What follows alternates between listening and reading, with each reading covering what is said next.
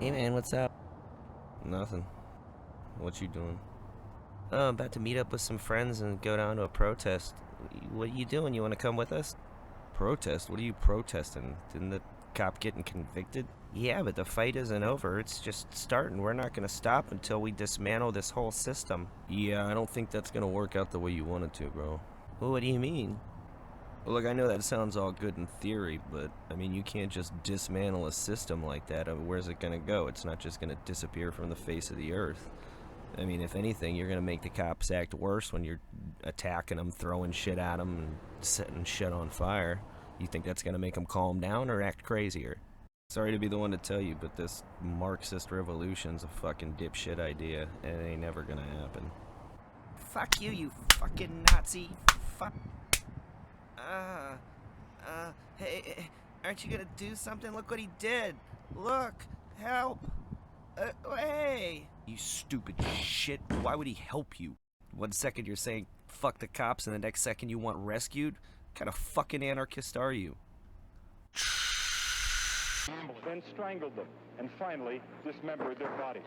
Bright. Then do Available. and homelessness and all that. And now, the voice you've been waiting for. There is a secret song at the center of the world, and its sound is like razors through flesh. I'm here to turn up the volume.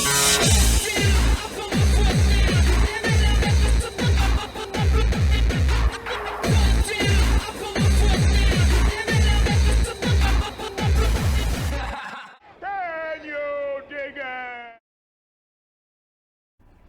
Well, last week I got my first warning from YouTube and a notification that one of my videos had been taken down.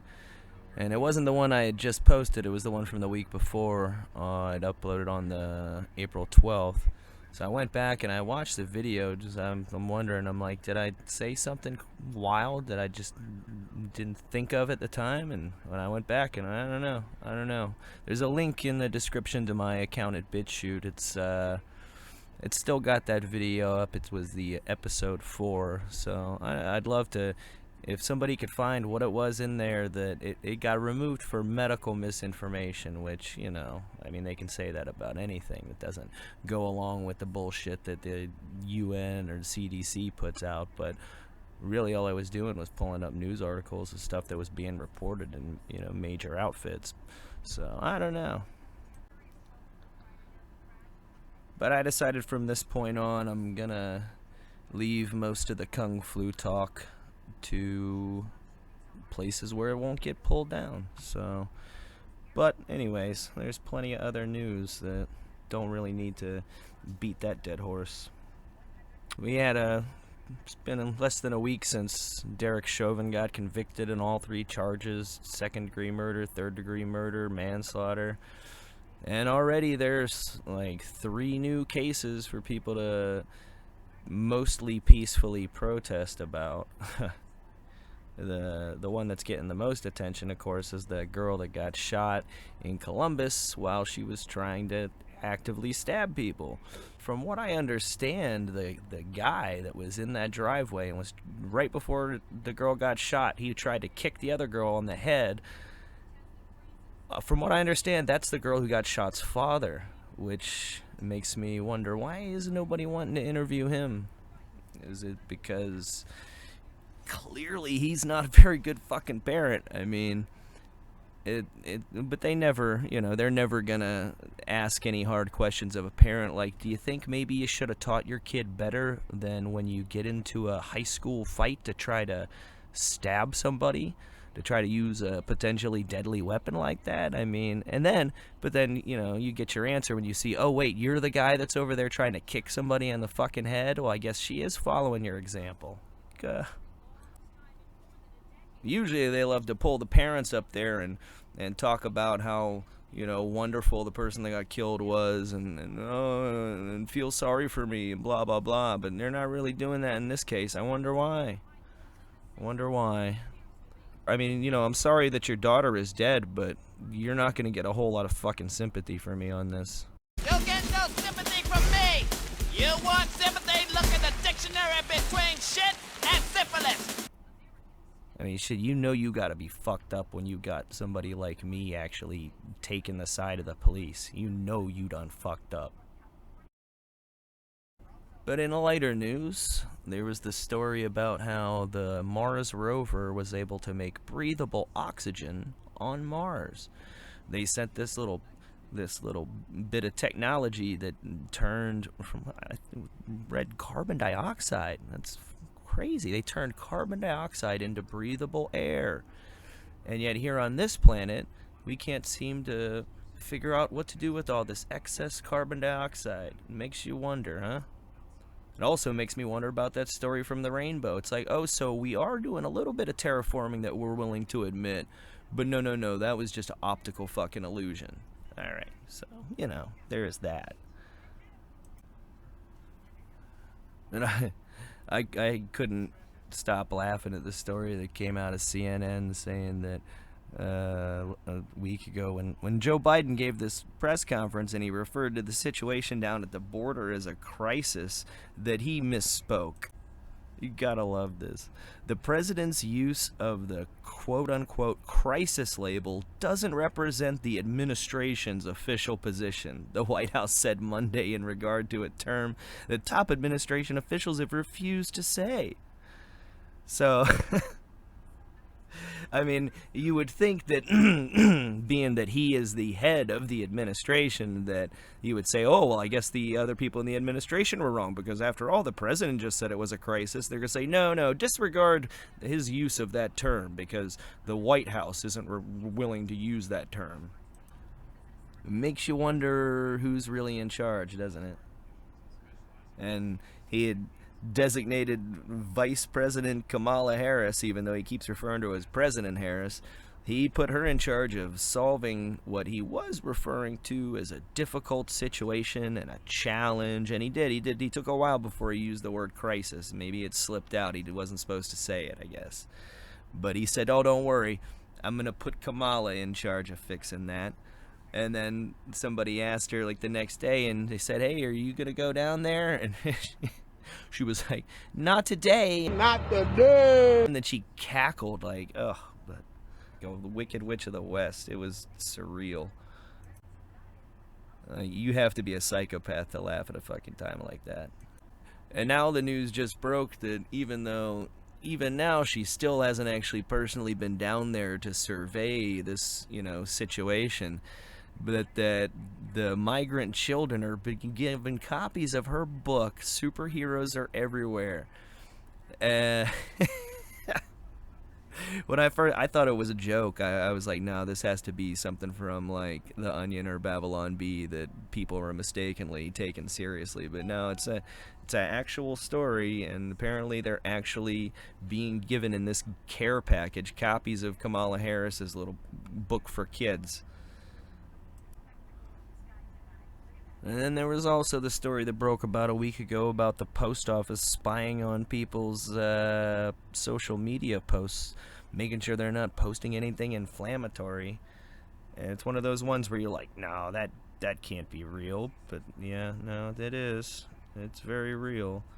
They set up their own little covert operations program, and they, like everybody else, have to come up with a neat little acronym for it, ICOP, or Internet Covert Operations Program, where they have analysts go through your social media to make sure that you're not posting anything that the government would think is inflammatory, because that's who the arbiters of that should be. And what they're gonna do if they find such inflammatory postings, I haven't really been able to find an answer to that, but because they've so well mastered the art of getting your package to you on time that I guess they've got extra time on their hands. I guess somewhere someone decided that we didn't have enough government agencies looking at what we do. So we needed to add the post office to that. It's great. And then last but certainly not least, they just had the Freedom of Expression Award was given to the CEO of YouTube.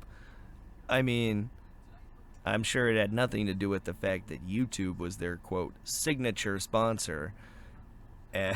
But there's, the last time I looked, the video of her being awarded this, the video on YouTube, it's got ratioed like crazy. It was 130 something upvotes to 37,000 downvotes. I mean, that's so at least the large majority of people see what a ridiculous pile of horseshit that is. I mean, they've been bragging about how many videos and entire channels that they've just been removing from their site, and then they're gonna give themselves basically the Freedom of Expression Award. That's just too rich. So for me and everybody else on YouTube that's had their shit censored for engaging in wrongthink, I salute you. The paragons of free expression. And to everyone else, see you next time. Slancha.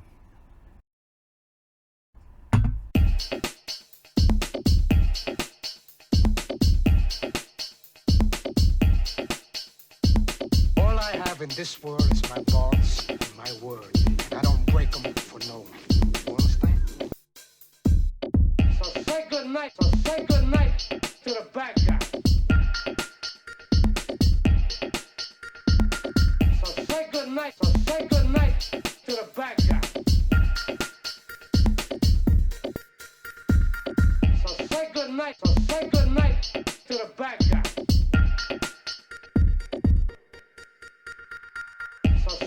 So say good night to the bad guy. Come on. Come on.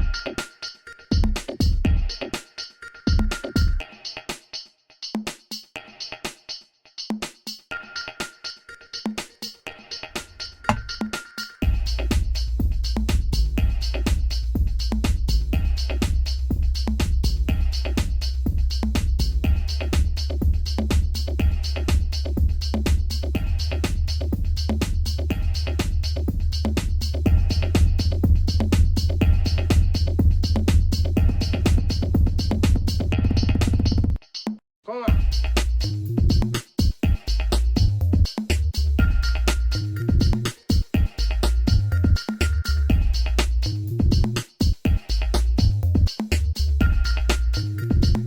So say good night to the bad guy. So say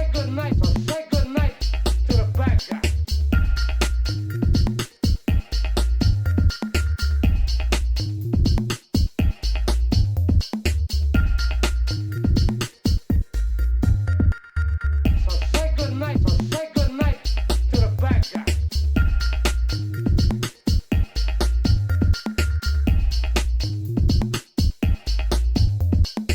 say good night to the bad guy. So say good night to the bad guy. So say good night to the bad guy. So say good night to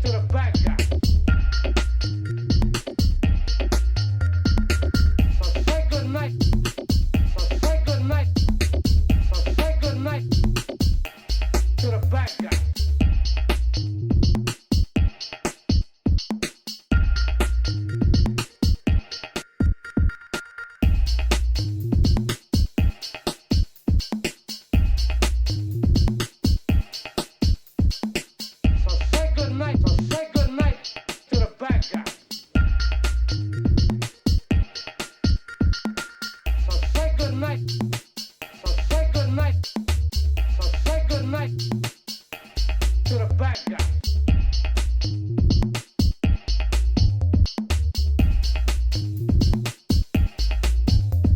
I told you, don't fuck with me. I told you, don't fuck with me. I told you, don't fuck with me. I told you, don't fuck with me. You stupid fuck. Look at you now.